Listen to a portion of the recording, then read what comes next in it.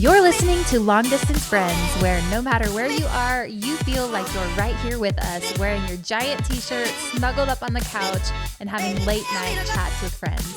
And just like in your favorite group text, you'll hear everything from tips and tricks and product recommendations to deep conversations about life, mental health, faith, and more. I'm your host and new long distance friend, Anna Casey. I'm a mom of two, I'm a military spouse, and honestly, I'm just so happy you're here. Now, on to the show.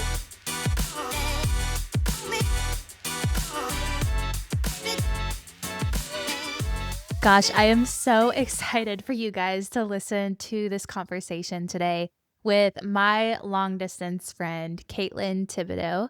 Kaitlyn is a licensed professional counselor in Lafayette, Louisiana, and her focus with her patients is on anxiety, depression, and sports-related issues.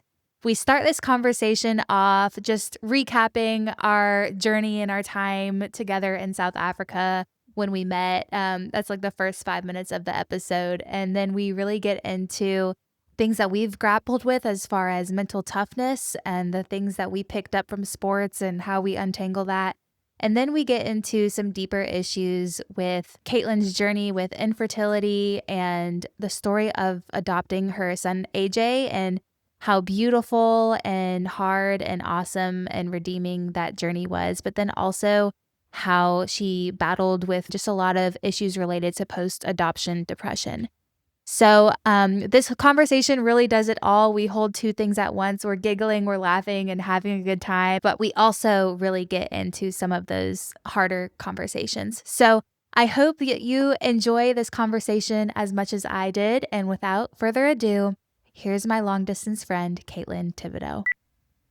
Kaitlyn, I love you so much. I miss you so much. I love you. I miss you. Thank you for being on the show. You're somebody that I was like, I have to get Kaitlyn on. Like, as soon as I announced this podcast, I think you commented and you were like, I love this, or go sis. And I was like, I'm getting you on. So I'm so happy you're here today. I'm happy I'm here too. I love that you're doing this. Thanks, friend. So I've loved following your journey on social media, and it's just been such a joy to see from, well, if we rewind it all the way back, you and I met in South Africa in 2015. Was that? Yeah, yes. 2015.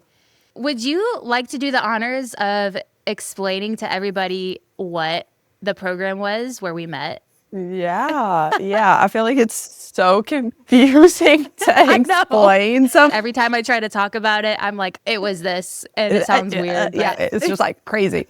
So here's the way that I was like introduced to it, which you could, I don't know if you were the same. Okay. Sports ministry internship. Yes. Was Nailed it that? I don't Yeah. know. I don't know if it really was that. It was like the best experience. Yeah. It was the best experience, I feel like, of all of our lives. But like the hardest for me, I'll speak for myself, like we spent every waking moment for 2 months long. We did homeless ministry. We held camps for township kids. Did lots of other things, like got dropped off at a mountain at 2 a.m. Yeah. To hike our way back. Craziest thing. It's like so hard to explain because we did so many crazy things. We had 1 day off a week, no Wi-Fi, no nothing. Yeah, but basically it was a sports ministry internship that drafted college students from all over the U.S. and we came drafted. Yeah, it wasn't that official, but we came together on this team, and there was it kind of was in stages, and the first stage was a big emphasis on team building. So as we were building our own team and strengthening our bonds as a team, we were also learning how to team build. And so part of that was we were dropped off at a mountain at 2 a.m. and then had to climb up the mountain and back. First off, let's not forget that part. And then they left us. And then they left us at the base of the mountain and said, find your way home. And we were 15 to 20 like American college students just in our own It's world. 23 of us. 23 of us. You got the facts. I'm forgetting all these numbers, but yeah, 23 You're of us. You're remembering other things I'm forgetting. And we just had to find our way back to the base or campsite or bunkhouse that we were staying at. And so we did. We like hitchhiked part way. I think if I was a mom looking back at this, I would be horrified. Like, I'm sorry, my daughter my was dad just, like, was like hitchhiking in South whenever Africa. I don't even think my dad knows that, because before I even decided to do it, I was like, okay, Dad, I am going to do, I mean, I think I said like a mission trip to South Africa. And he was like, nope, nope, you're not doing it. You're not doing it. You're not doing it. Yeah. And then, but I can speak for myself. I think I was like totally transformed by that because we were all taken out of our worlds completely, which is a big thing in therapy, right? Sometimes you just have to completely take yourself out of the environment that you're in, which I needed at the time. We were waking up every single day, giving each other a hug. We started our day and we studied scripture, and then we'd go out and serve the community. We'd eat dinner, eat all 3 meals together every single day. At the end of every day, we'd get on our knees and we'd pray, and we'd go to bed and we'd do the whole thing over again for like 2 months. But I remember at one point and you met your husband there. Yeah, yes. Right. Think detail. I know. Crazy. Nate was on that team. But I remember I don't know why I remember this so specifically. We were sitting together at the picnic benches at the place where we were all staying called the Island. And you were having like a crisis of, I think God is telling me to go get my master's. Did you forget about this? I remember it now. And Casper, I think it was a big thing you were working through with Casper, the leader of the team.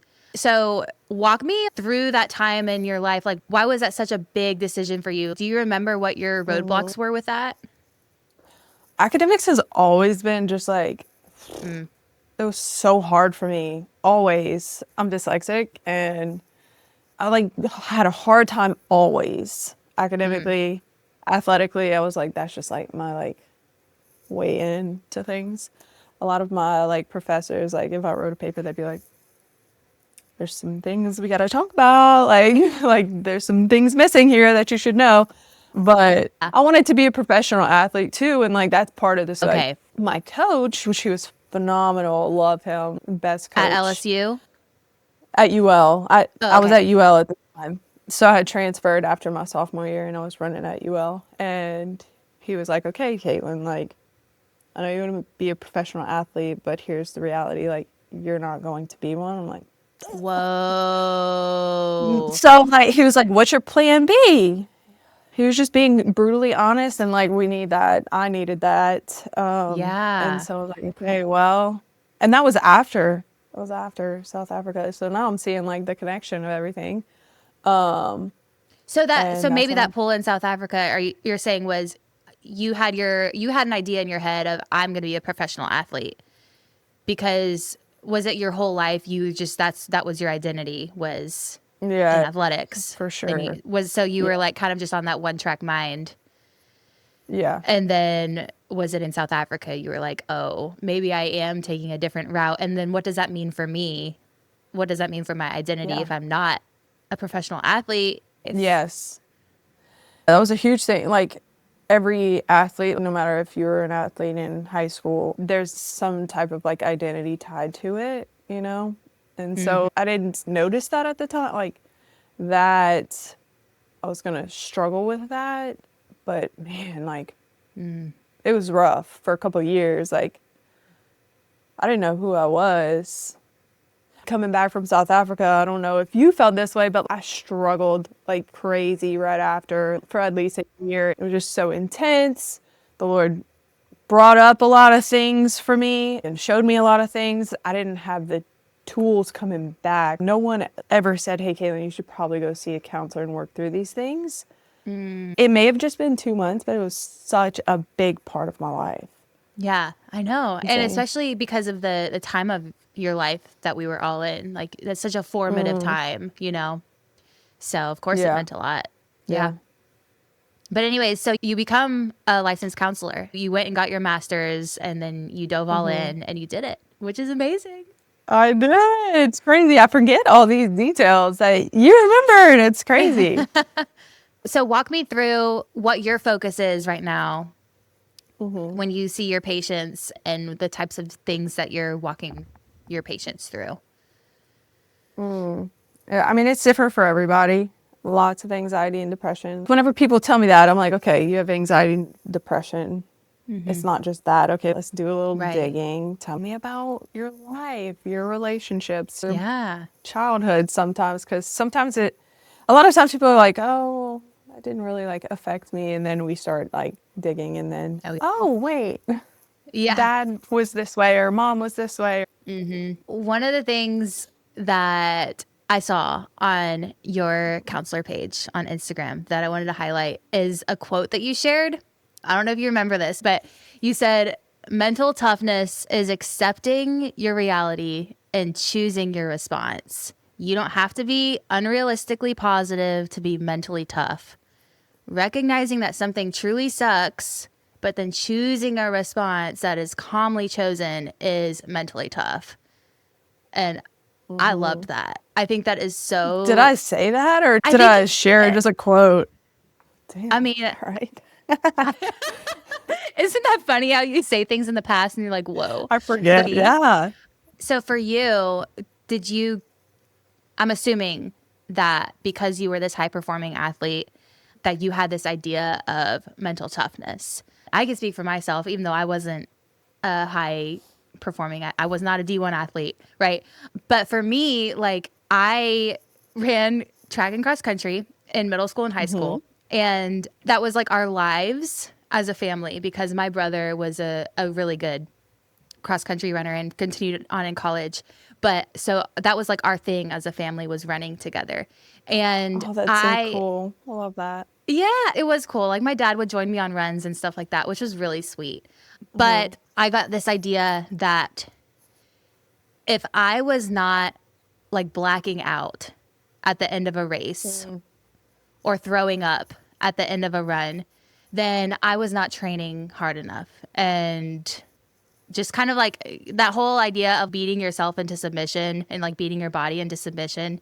Like that was my idea of toughness. And I started to unravel this in college. I started to see my relationship with God as if he was like a coach that was yelling at me from the sidelines to try harder and be better, and you're not working hard enough. And I didn't realize that was started to how, because of my dad, and not that my dad was like super strict or anything like that, but he definitely like pushed me and he took on that coach role in my life. But then that's how I started to assign those characteristics to God. And I realized that in our faith, it's while we're called to like run the race with endurance and perseverance, and there is a very real race ahead of us, that the difference is that in our faith, the race has already been won by Jesus. Like he has already won the race. Like and all that, and our job as believers is almost like a victory lap. That's what I say. Like, yes, we're running the race, but it's a victory lap because the race has already been won. And that can shift the whole, that totally like changed everything for me once I realized like, okay, it's not on me I'm not the one responsible here for the outcome of the race. It's God. And by the way, he already won.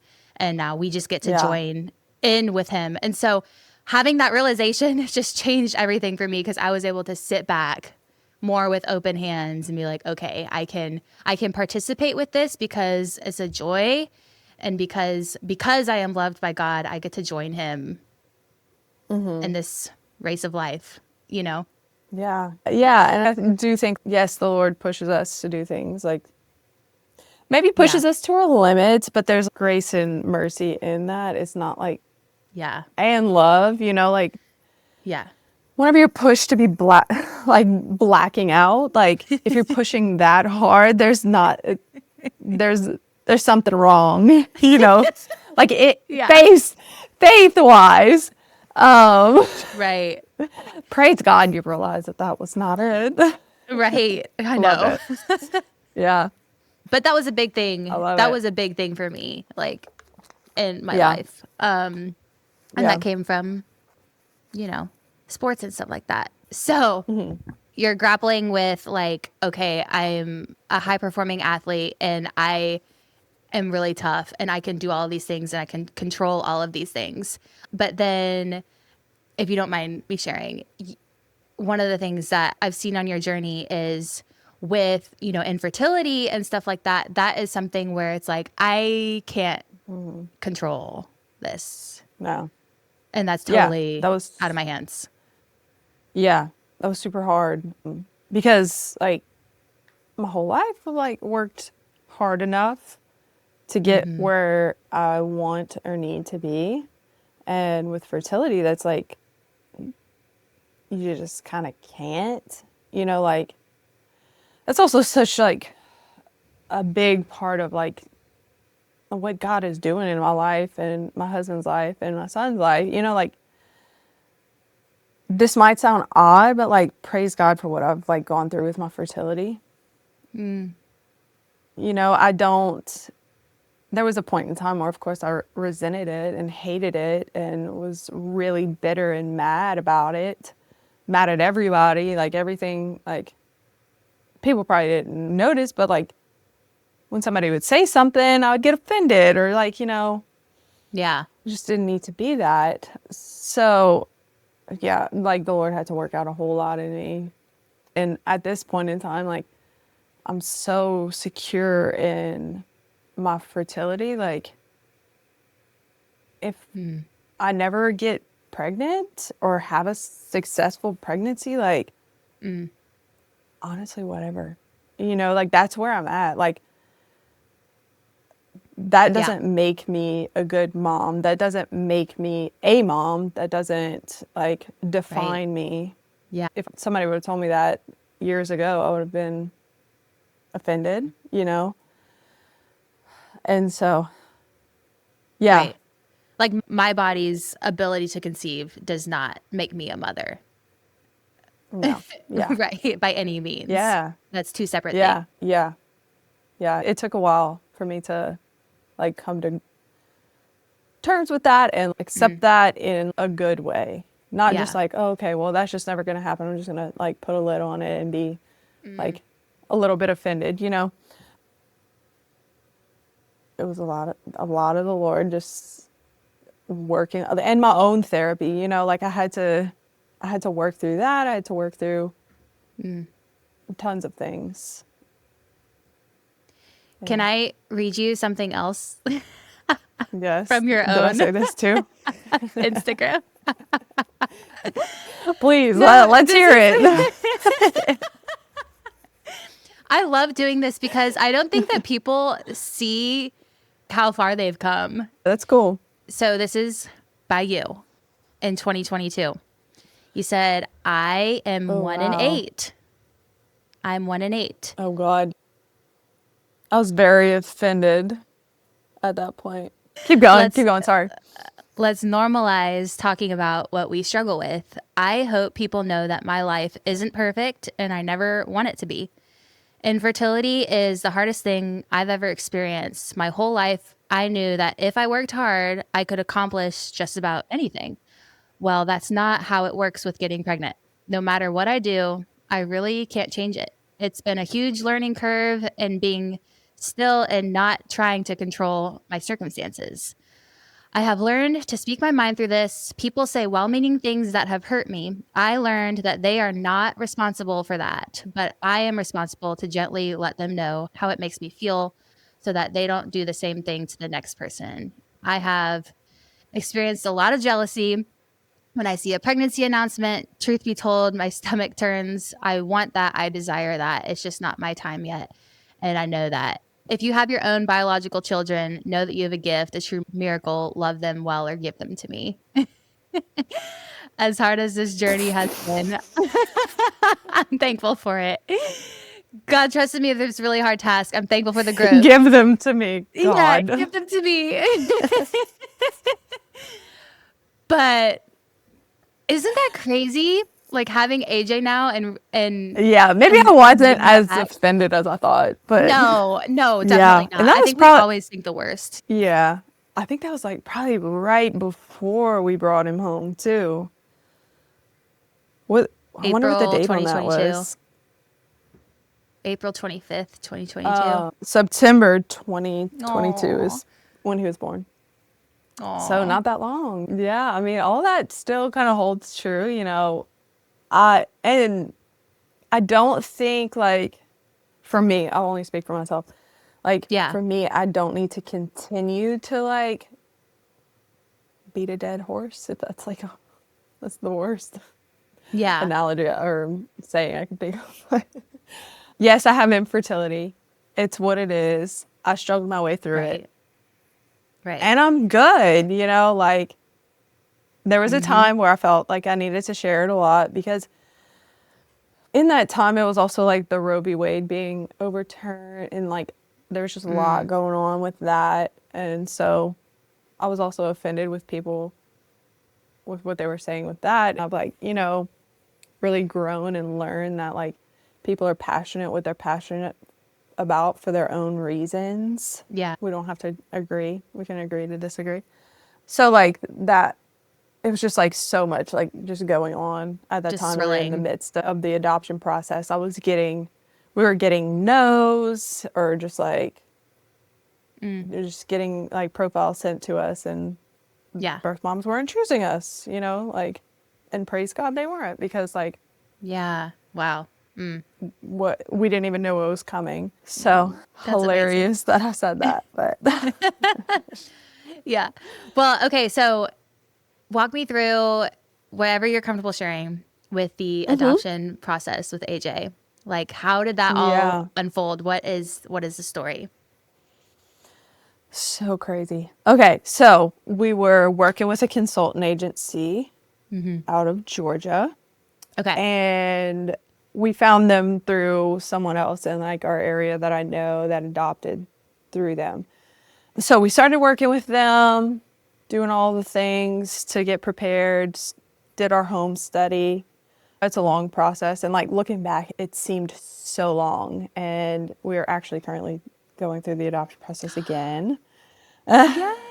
Is that public knowledge? Like, am I allowed to keep that in? Yeah, I mean, Okay, like okay, it's okay. okay. It's Yeah, fine. Like it's gonna come out one day. yeah, It's such a different like thing now because I'm like, let it be the speed that it's gonna be. I'm not, yeah, you know. yeah, Then I was like so like adamant about becoming a mom and like yeah. it was just my whole world. Mm, So we start working with them, do our home study. It's pretty costly. It's time mm. consuming.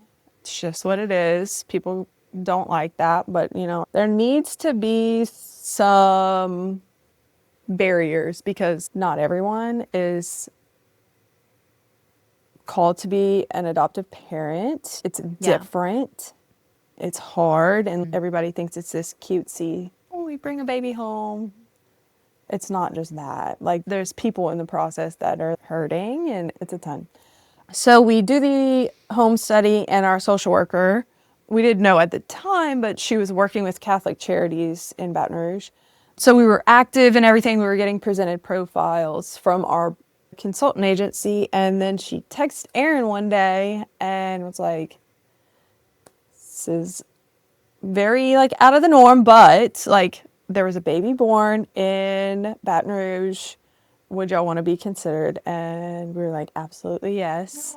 And then she shared with us that his birth mom wanted a family in their 30s that loved God and was Mm. athletic.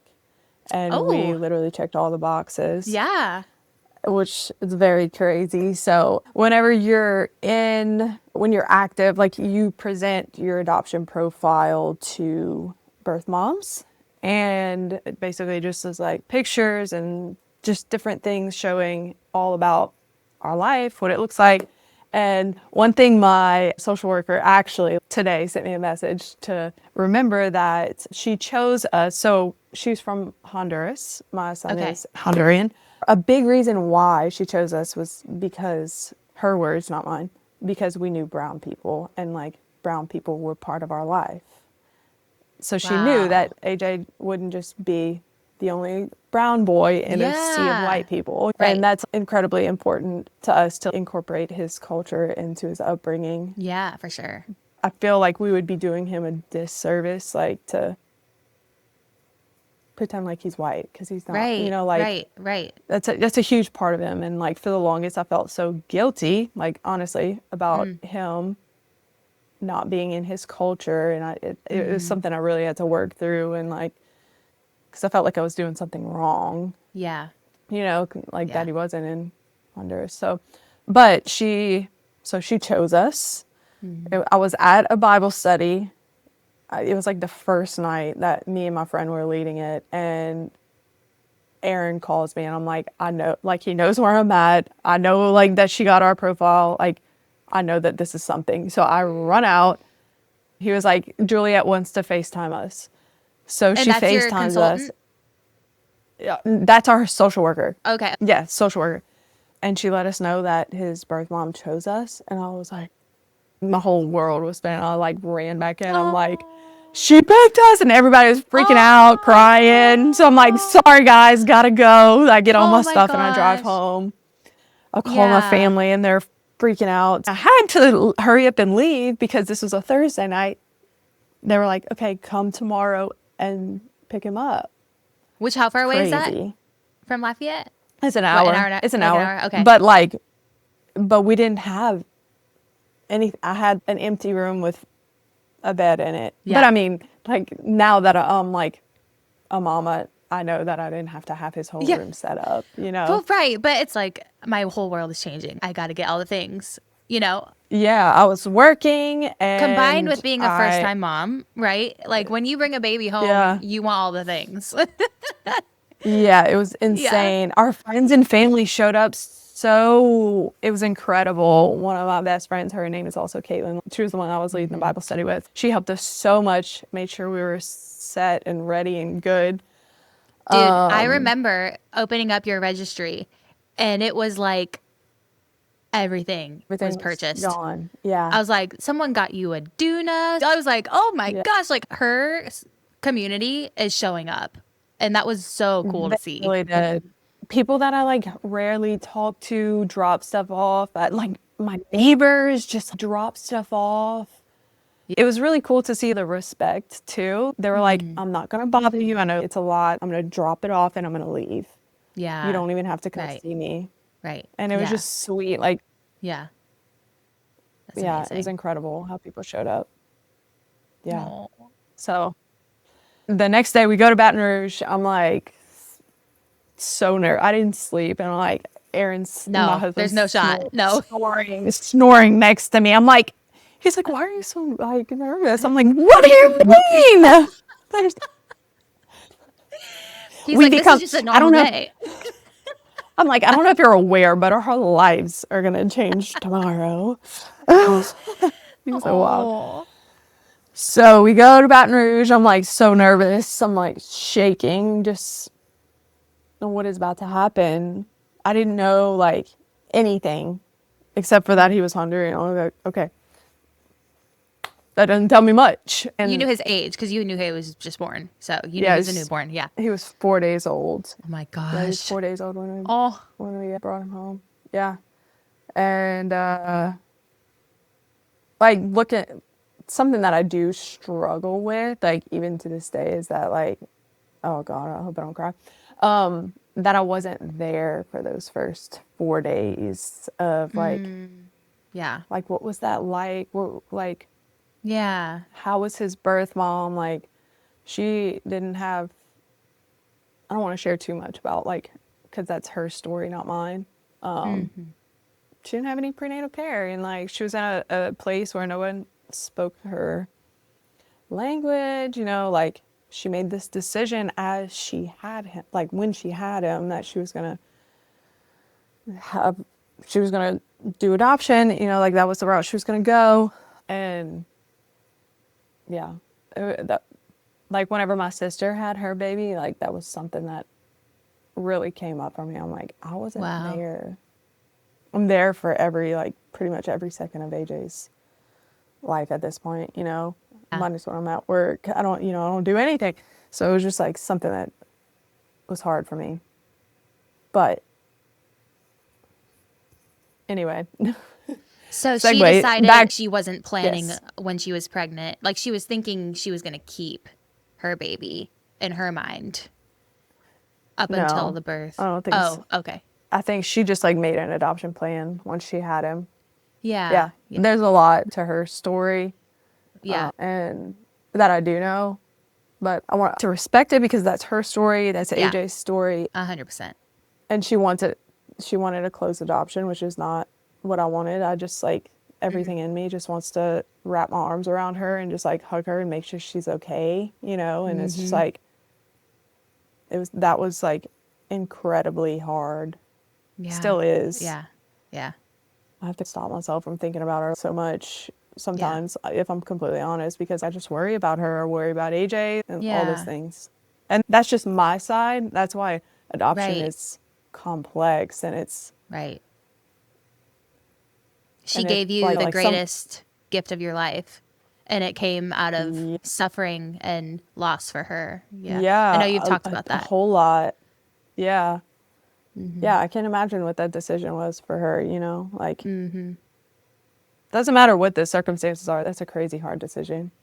100%. Yeah. So we go to Baton Rouge, just to segue back. And we get to Catholic Charities. I'm looking around trying to see if I see her because she went sign before we did. I think we had just missed her. I just wanted to be able to lay eyes on her. The Lord probably didn't make that happen for a reason. I don't know why. It would have probably been harder for me. Yeah. They put us in this conference room and they were like, okay, we're going to bring him in. And it felt like we were in there for like an hour. But it probably was not that long. There was like, kind of like, you know, those doors in schools where they have that little window like this. Like, when she came to the door, all I could see was like the back. It was like he had a full head of black hair. It was so precious. And gosh, we both just jumped up. I was supposed to hold AJ first, like me and Aaron talked about it. He jumps up, holds him first, has his back turned to me. I'm like trying to flip him around. It just took over. Like the emotions just took over. Yeah. Because, I rewatched that video this morning and I was just crying watching that. It's like, it was just like you were, from what it seemed like when I was watching it, from Aaron's perspective, because I know that you had said you were supposed to hold him first, but like the way that you both just jumped up, it was like time stood still and you got, it was like all thought went out the window and it was just like the emotions just took over and it was so crazy. It was like time just like what just happened. Like how much love we like felt for him in the first like second, you know. I've never birthed a child, but maybe it's like that. I don't know. It was so crazy. So they had to like sit down and talk to us about everything. And there's paperwork that has to happen, you know. And so like I'm like sitting there holding him, and they know that I'm not listening to anything. How can you? Are they making you sign paperwork after this? Yeah. Yeah. Like I'm not here. I wasn't. But like what definitely brought me back in the room was so with like adoption, like we had a social worker and she had a social worker, and I told her social worker, I'm like, hey, please let her know like that we love her, that we're praying for her. Yeah. And her social worker was like, yeah, she's really sad, like, or said something like she's really struggling. And it was like, that's when kind of everything started for me, like the sadness. And there's such thing as post-adoption depression, like postpartum depression. Yeah. And looking back, like I definitely like had that just because it was just so crazy, you know, like I was so worried about her for like easily 2 weeks straight. I was just so sad.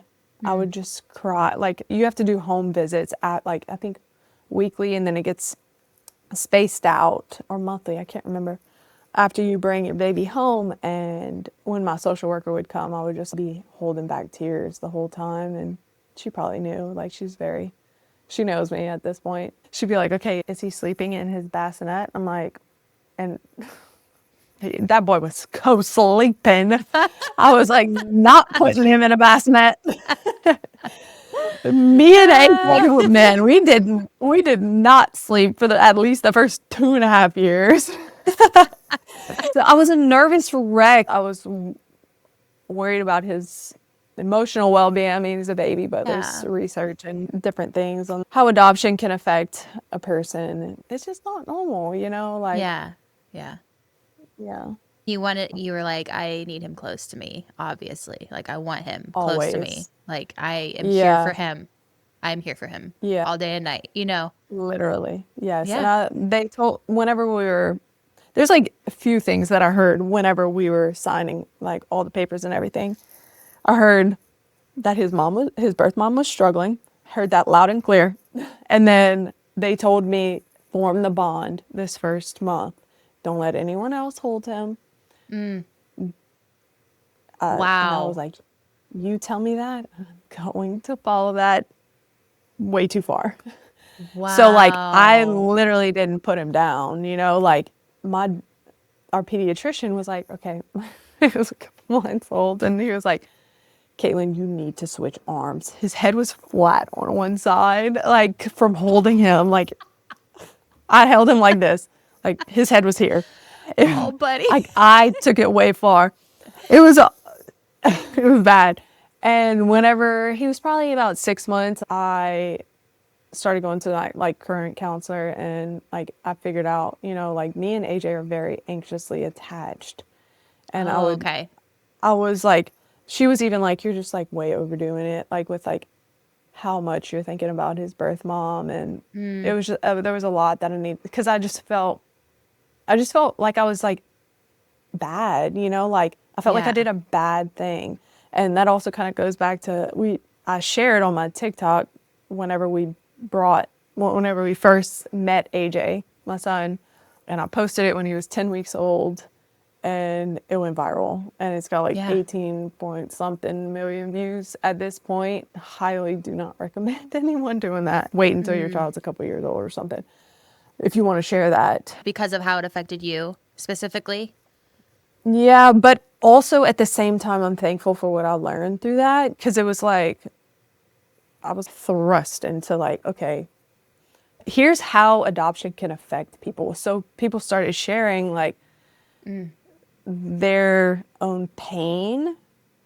Like, it was like beautiful comments, and also just like very painful ones, and like people being very like mad at me for sharing that. It's for their own reasons, and I get it at this, like people are gonna be offended for what's going on in their own lives. So I learned a whole lot. And that just added fuel to the fire of all these feelings you were already thinking. And like, and overdoing it, and just, I just went off in a good way. Like, it made me a better mom. That was a mom through adoption. Like, I don't even like to call myself an adoptive mom, because I'm a mom. I'm not an adoptive mom. Period. Period. Yeah. Because it's just like, that's not how AJ doesn't think of me as his adopted mom. No. Like I'm his mom. Mother. And, mother. Period.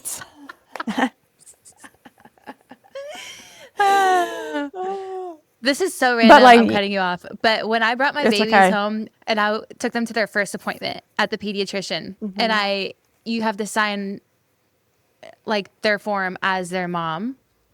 Like, it was my first time filling out a form at the doctor for my kid and not me. And then I'm like, I'm their emergency contact. I am their mom. Crazy. Like, did you have that moment with AJ? Yeah. Did you have that moment with AJ at the pediatrician where you're like, oh my gosh, like, this is real? No, No, I don't know. His first doctor's visit was, we had to go back to Baton Rouge because that's where he was born. That was different. They accidentally slipped her, like they said, like her last name. And I was like, Oh. that Erin, I'm like, you know, I want to respect her, but I'm also like, who are you? You know, like that's something I was like, probably will always struggle with until like I get to meet her one day. Yeah. Hopefully. Who is this person that I miss so much that I've never seen? Which is also like what miscarriages are like. You know, I've had 2 miscarriages and it was like I'm grieving something that I don't even have a Yeah. visual of, you know. Yeah. Yeah. So, yeah. But yeah, I don't know. It's just, yeah. I don't know whenever I'm a mom. I don't know. I don't know what that, I'm like, I'm responsible. I'm an emergency contact. I love that though. Right. I love being, You it's love great. you love what? Oh yeah, me too. Yeah. I will be there in an emergency. I'm dropping everything. Say less. Say less. But you bring him So, home. You're in the aftermath of this video amidst all of the emotions that you're already feeling. And then what? And then what happened from there? Like you just slowly start to heal because you talk about how grief yeah. is a journey. Like you're not just like, okay, I'm over it. Like I don't think I'll ever heal, be over. you know? I don't think Yeah. I'll ever be over it. You know, like AJ's adoption and just like so many unknowns surrounding it. So many, yeah, I don't think I'll ever be over it. And I think that's important. Yeah. Throw in like what everybody was saying with my TikTok. And I just struggled to like learn what was okay. I thought that I had to be there every waking moment for him. I really desired to work, you know. I'm a working mom. Yeah. And I struggled to try to figure out like how can I do that? There would be days where I wouldn't even step outside and that for me is awful. You know, I just really struggled with okay, how can I do this well without being literally attached 24/7 and not feel guilty? Like that mom guilt was like crazy. Still, you know, like mom guilt, I feel like you kind of work through some things, but it's always kind of there. Like you just want to be number one for your kids all the time. So you know, like I'm thankful to have learned that. It probably wasn't until AJ was 1.5, maybe 2, that I learned that like it's okay to have my own pieces, you know, like don't involve him fully, but like Right. but For my whole you, personality is yeah. being a mom. Yeah. Right. Like I am a whole person, but I still have these parts of me that I want to honor and foster and grow in, and that's not necessarily the mom role, but it's part of who I am, and I want to honor that too. Yeah. Yeah, Yeah. that's beautiful. So how were there points in your journey where you just felt totally misunderstood, or I guess like speaking from your experience, how can we better support our friends who are in the adoption process or who have just Yeah. adopted and need support? Yeah. Don't give solutions like, you know, and I had a lot of people like love them and like they meant well by this, but a lot of people were like, hey, like we had just brought him home. Hey, I know somebody that adopted and then they got pregnant right after. And I'm like, that's like, first off, I just brought him home. And second, I didn't adopt to change my luck with getting pregnant, you know, just like people just say those things and it, like they just, when you don't know, you don't know. That's such an odd comment. A lot of people told me that, a lot of people. But Wow. like I had a lot of people very well meaning, like still pray for my fertility and like thank you, but like I'm okay. Like I'm okay. Yeah. So yeah, just like people that are going through the adoption process, like just listening, not giving solutions. Like I had a lot of people whenever we first announced that we were adopting, they were like, well, okay, what about foster care? I'm like, listen, that is not the route that we have chosen. I understand it would be a lot like not costly, but that's not beautiful. If people decide to become foster parents, beautiful. The goal of foster care is reunification. Right, It's not right. adoption. And when Yeah. people say fosters should adopt, they better not say it around the wrong person because they're going to get in trouble.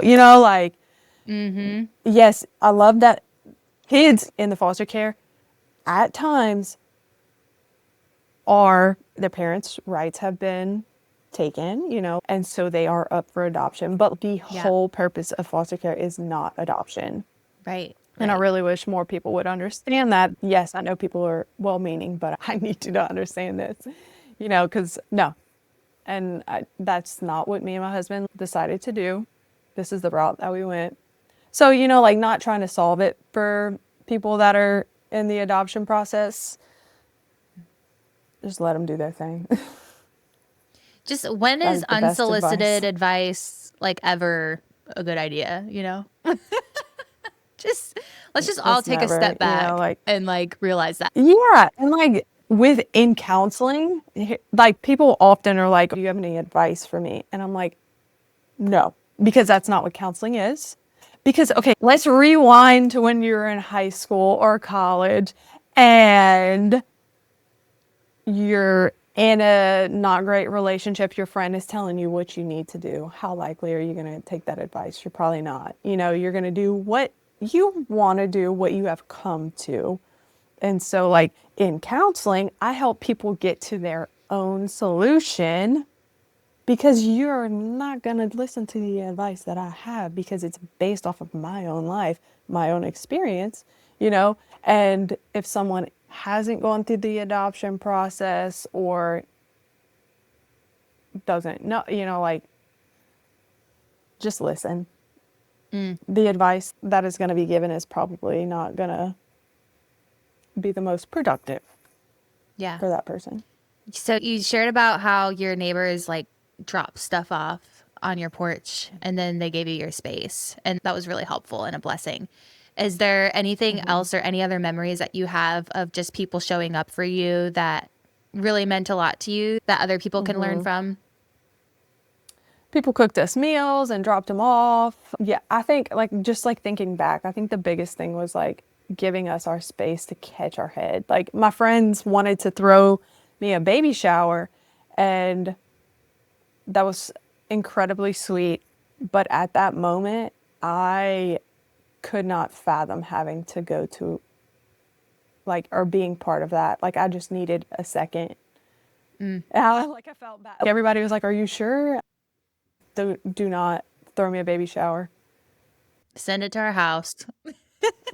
Just send it. I want it at my door. I don't want to have to show up. I don't want to have to think about all the details. Have And people with want to hold him also, yes, because like, yes, it's sweet absolutely that people not. want to hold him, but especially like as a mom now, like if someone has a baby, I'm never going to be like, can I hold them?